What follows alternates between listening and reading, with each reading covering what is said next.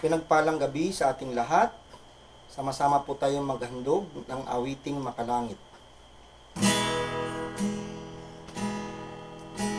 Walang hanggan, katapatan, sa buhay ko'y lagi mong laan. Narito dahil sa biyaya mo, habang buhay magpupuri sa'yo. Pupurihin ka sa awit, itataas ang aking tinig, itatanghal sa buhay ko, tanging ikaw, O Diyos. Higit pa sa kalangitan, ang iyong kaluwalhatian, kadakilaan mo'y di mapapantayan. Pupurihin ka sa awit, itataas ang aking tinig, itatanghal sa buhay ko'y tanging ikaw, O Diyos. Higit pa sa kalangitan, ang iyong kaluwalhatian, kadakilaan mo'y di mapapantayan.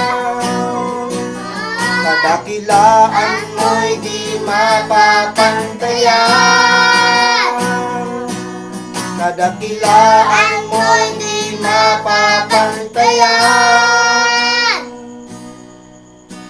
Jesus!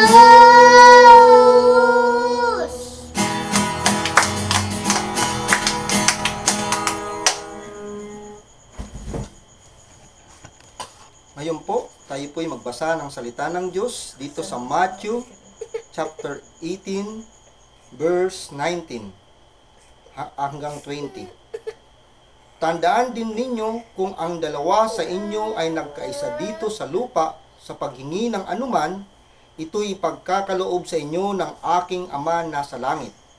Sapagkat saan man may dalawa o tatlong nagkakatipon sa pangalan ko, ako'y naroon sa kanilang kalagitnaan. Purihin ng Diyos sa pagkabasa ng kanyang mga salita. Ngayon tayo'y manalangin sa ating Panginoon. Tayo po'y yumuko at pumikit at samahan niyo ako sa aking pananalangin sa Diyos. Manalangin tayo sa Panginoon.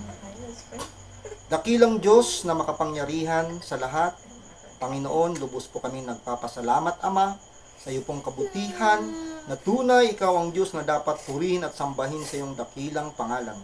Anuman ang aming nagawang mga pagkakasala, kami yung patawarin sa isip, salita at sa gawa, at pinatawa din namin ang mga nagkasala sa amin. Salamat, Panginoon, sa iyo pong biyaya, sa iyo pong awa at habag, na kung saan patuloy mo pong inaabot ang mga taong kailangan pong magkaroon ng kaligtasan sa pamamagitan ng pakikinig ng iyo pong mga salita, Panginoon.